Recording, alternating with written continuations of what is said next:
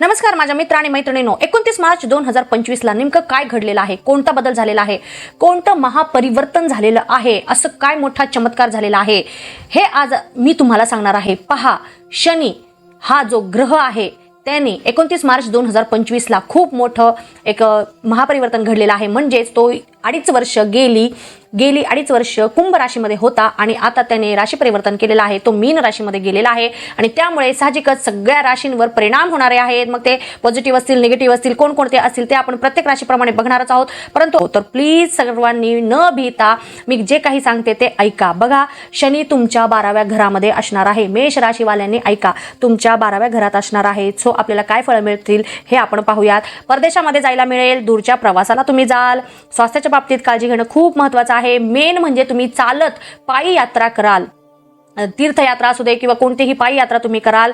थोडेसे गंभीर असणार आहात, रिलेशनमध्ये अति प्रोटेक्टिव्ह राहणार आहात, तुम्हाला बोलण्यावर ताबा ठेवावा लागणार आहे.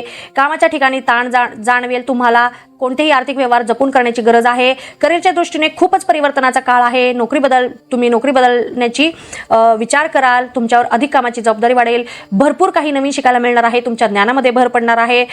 बघा, तुम्हाला ह्या 2.5 वर्षामध्ये किंवा आता इथून पुढे 7.5 वर्षामध्ये तुम्हाला खऱ्या मित्रमैत्रिणींच्या ओळख्या होतील. खरे तुमचे जे लोक आहेत, हितचिंतक आहेत, त्यांच्याबद्दल तुम्हाला कळेल. तुम्हाला व्यक्तींची मदत मिळेल. सोबतच कोण आपले आहेत आणि कोण आपले नाहीत हे पण तुम्हाला लक्षात येईल. कोण परक्यासारखे वागेल हे पण तुम्हाला लक्षात येईल. खरी परिस्थिती काय आहे, खरं कोण आहे, मुखवटा, प्रत्येकावरचा मुखवटा उघडला जाईल. तुमच्या आसपास जे लोक आहेत त्यांनी एक मुखवटा धारण करून तुमच्यासोबत बोलत असतील किंवा तुमच्यासोबत राहत असतील तर तुम्हाला ते पण सगळं कळून जाणार आहे. नवीन आव्हानांचा सामना करावा लागेल. मॅच्युरिटी तुमची वाढणार आहे. तुम्ही अजून चांगल्या रीतीने विचार कराल. विशेष म्हणजे तुम्ही अध्यात्माकडे ओढले जाणार आहात. कर्मावर जास्त लक्ष द्याल. तुम्ही आपोआपच कर्माचा विचार करणार आहात. चांगले कर्म करण्याचा तुम्ही प्रयत्न करणार आहात. सोबतच ह्या 7.5 किंवा ह्या 7.5 वर्षामध्ये तुम्हाला भरपूर काही नवीन शिकायला मिळणार आहे.